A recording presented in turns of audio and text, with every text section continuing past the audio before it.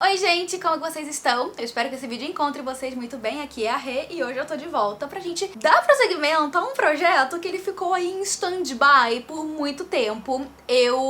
Aconteceram várias coisas, eu vou explicar aqui na introdução do vídeo, mas antes de qualquer coisa, não esquece de deixar o seu curtir, se inscrever no canal se ainda não estiver inscrito, me acompanhar nas outras redes sociais, toda aquela coisa, todos os links ficam aqui na descrição. E bora lá então, né, pra esse vídeo de hoje que, gente, eu preciso muito pedir perdão pra galera que tava aí acompanhando a tour desses vídeos em que eu me propus, né, a fazer um projeto de resenhar aqui no canal todos os livros da série Os Bridgerton. E eu tava seguindo o meu cronograma, a minha intenção estava, assim, sabe, seguindo até chegar à metade do ano passado e eu precisava me mudar. Aí a minha vida virou de cabeça pra baixo, aí começou a acontecer muita coisa. Aí depois que esse monte de coisa aconteceu, porque quem acompanhou a minha vida no último semestre do ano passado viu que, assim, aconteceu umas coisas surreais. E, gente, no meio disso tudo, eu confesso pra vocês, eu vou ser muito sincera, eu esqueci de finalizar esse projeto e só faltam 2 livros, porque eu não vou falar daquele livro de contos da série Os Bridgerton, eu vou só falar os livros de, né, os romances. Faltam só 2, só falta falar do 7º e do 8º livros aqui com vocês e das minhas impressões, das minhas opiniões e assim, eu simplesmente esqueci, tudo bom? Então eu quero aproveitar aqui pra agradecer a galera que foi me cobrar, assim, não foi com tom de cobrança, tipo, minha filha, cadê o vídeo? Foram só perguntar, ai, mas e aí, você vai fazer, né, o vídeo do próximo, eu tô lendo, ou eu gostava muito de acompanhar as suas impressões e tal, e eu fiquei muito assim, tipo, em choque. Eu juro que não foi de propósito, eu juro que não foi intencional, eu apenas esqueci. Galera, foi mal, tá? Tô aqui hoje, então, pra gente conversar sobre o 7º livro da série Os Bridgerton. Bora lá, então, conversar um pouco sobre a história da Hyacinth, que, por sinal, foi um dos meus livros favoritos da série. Bom, hoje então a gente vai conversar sobre Um Beijo Inesquecível, o 7º livro da série Os Bridgerton, da autora Julia Quinn. Algumas semanas atrás saiu a notícia da 3ª temporada, de quando vai ser lançado, e eu recebi um banho de água fria, porque só vai sair lá por março, se não me engano é isso, a primeira parte, porque essa temporada vai ser dividida em 2. Então a primeira parte sai em março, a segunda só no mês seguinte, enfim, gente, Netflix aí estragando os sonhos da leitora de romance que quer ver tudo de uma vez, entendeu? E eu acho que sempre que sai alguma notícia nova, né, sobre a série, sobre o que tá saindo da Netflix, acaba gerando também o interesse da galera que ainda não leu, ou a galera que quer continuar a ler a série, ou a galera que tá lendo, né, pra poder assistir a série da Netflix, enfim. Acho que por isso, inclusive, a galera lembrou que eu esqueci de fazer esses vídeos aqui pro canal. Como dito, então, o 7º livro, Um Beijo Inesquecível, é a história da Hyacinth, a irmã mais nova dentre as meninas, né? Ela é a última das mulheres da família Bridgerton que precisa ainda se casar, porque sim, todas as mulheres devem se casar durante o período ali da Era Vitoriana, e ela é uma das últimas, dos últimos filhos, né? Acho que depois dela só falta o Gregory, e ela é a última menina ainda a se casar.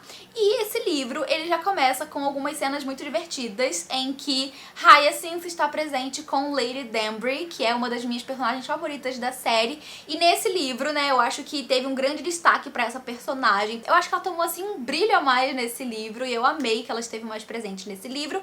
E ela foi, assim, vamos dizer, entre aspas, uma responsável pra que esse romance aconteça. Bom, a gente já sabe, né, de outros livros anteriores, que a Hyacinth, ela tem essa personalidade muito faladeira, ela fala o que ela pensa mesmo, ela não tá nem aí pra medir consequências daquilo que ela faz. Ela é, assim, tipo, muito, sabe, autêntica e com uma personalidade muito interessante. Desde o começo da série ela se mostra assim, desde que ela era ainda pequenininha. E eu confesso que depois do fiasco que eu encontrei no livro da Heloise, em que a Heloise parece que se torna outra pessoa quando tá ali dentro do romance, eu fiquei um pouco receosa com relação ao que poderia acontecer com a Hyacinth nesse livro aqui, se talvez algo semelhante pudesse acontecer. Porém, não foi isso que aconteceu e eu fiquei muito feliz, porque a Hyacinth se manteve essa mesma pessoa desde, né, que a gente conhece no começo da série. Ela se mantém no começo do livro e ela vai assim até o final. E aqui no começo do livro, então, a gente vai acompanhar algumas cenas da Hyacinth com a Lady Danbury, e a gente vai entendendo também que a Hyacinth, ela tá sempre muito presente ali com a Lady Danbury,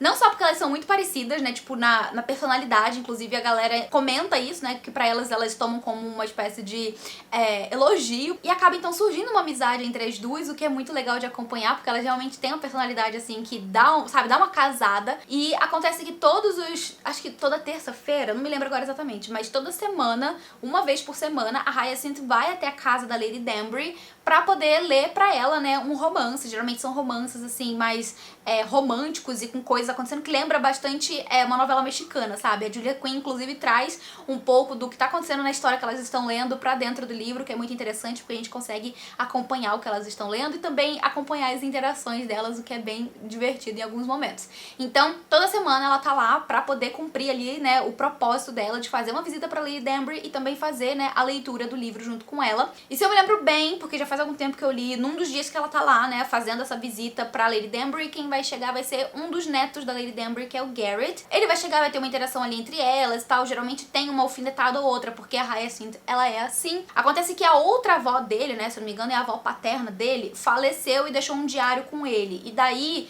ele tá querendo a ajuda da avó pra poder decifrar o que tá escrito nesse diário, porque tá tudo escrito em italiano. E daí a Lady Danbury não fala italiano, não conhece quem fala, mas a Hyacinth tá lá e ela, assim, por acaso, ela estudou italiano, então ela consegue traduzir algumas coisas do diário e ela se propõe, então, a ajudar o Gregory, né, nessa tarefa aí de traduzir as mensagens que a avó dele colocou ali naquele diário. Então eles vão acabar se aproximando por causa disso. Só que com o passar da leitura a gente vai vendo tanto a aproximação dos dois, assim, enquanto amigos, né, porque eles vão acabar desenvolvendo uma amizade ali no começo do livro, como também a gente vai acompanhando o processo de tradução desse diário, a gente vai entendendo o que tem ali, né, de tão importante, e a gente vai descobrir junto com eles que existem alguns diamantes dessa avó dele, né, que era italiana. Enfim, ela deixou alguns diamantes escondidos em algum lugar e depende deles, então, né, decifrarem o código, ali, decifrarem o que tá escrito no diário pra poder descobrir onde estão esses diamantes. Então, é uma história que ela tem essa coisa do romance, mas ela também vai ter um quê de investigação, o que me agradou demais. Eu amei esse arco da investigação, dos diamantes. A Hyacinth, que é uma menina muito obstinada, né, ela é muito objetiva, ela sempre quer, assim, ela é curiosa, né, ela sempre é movida pela curiosidade, pelas descobertas, então isso aí passa a se tornar uma tarefa praticamente pessoal dela, assim, sabe? Descobrir isso e chegar ao cerne dessa questão. Então ela vai se dedicar muito a essa tarefa e os dois juntos ali, né, vão tentando descobrir mais, né, dicas e pistas de onde possam estar esses diamantes, que poderiam até ajudar o Garrett ali, né, a se libertar das amarras do pai, né? E aqui a gente tem, mais uma vez, né, uma das coisas que eu já comentei em outras ocasiões que não me agradam nos livros dessa série, que é o fato de que eu sinto que em vários livros, né, a Julia Quinn, ela bate na mesma tecla de personagens que têm problemas com os pais, né? Sempre assim vai ter uma grande problemática envolvendo geralmente seus personagens masculinos que vai estar relacionada com os pais, né? Seja um trauma do passado por causa do pai, seja a forma como o pai tratava, né, esses rapazes, e assim, não tô querendo dizer que, isso não acontecia, ou que tenha fugido um pouco da realidade. Não, isso é muito comum, claro, né? Sempre acontece. Todo mundo tem os seus traumas e as suas coisas envolvendo a sua infância, a forma que você foi criado e tal, e aqui não é diferente, né? Com esses personagens não são diferentes, mas eu sinto que nessa série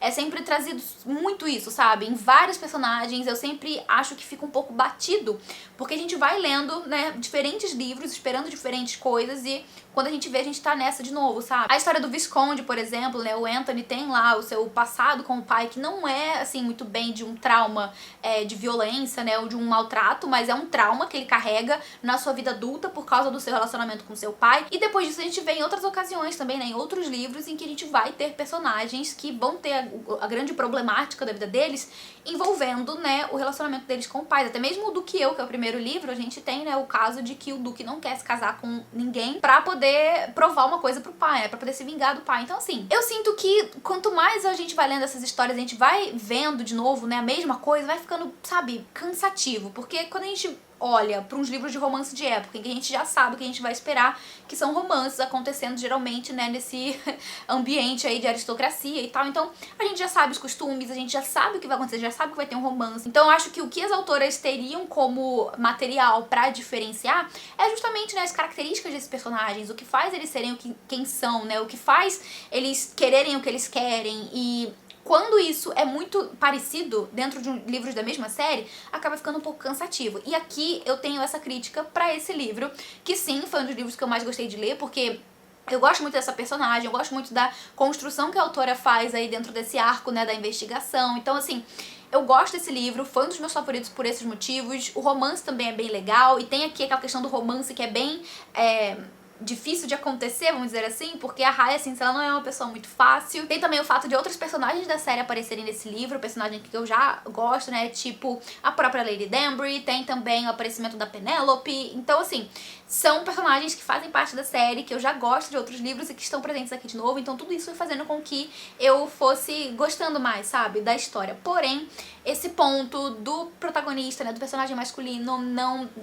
é um tipo de coisa que geralmente me incomoda nos livros dessa série. Também tem o fato ali de que mais pro final do livro existem algumas decisões que o Garrett vai tomar, né, que são muito difíceis de engolir, são muito ruins, né, e que ele depois vai se arrepender, vai ter ali uma questão da redenção dele, né, de ele fazer esse pedido de desculpa, mas não muda o fato de que isso acontece, né, essa coisa desagradável acontece e, assim, pode fazer com que estrague a experiência de leitura de algumas pessoas, pode ser que algumas pessoas relevem ali através do pedido de desculpas, mas, enfim, de um modo geral, eu gosto muito de como a autora constrói esse romance por causa dos riscos, vamos dizer assim, sabe, que essa personagem aí, que a Hyacinth, ela tá disposta a tomar pra conseguir aquilo que ela quer, sabe? Ela não tá medindo muito, assim, as consequências e isso, às vezes, pode ser algo muito ruim, pode ter, né, um desdobramento muito ruim, o que, eventualmente, acontece ali mais pro final da história, mas eu gosto desse traço dessa personagem, sabe? Porque todas as outras personagens, assim, a Daphne, ela é a mocinha, né, que quer seguir exatamente tudo que a mãe ensinou e a sociedade manda.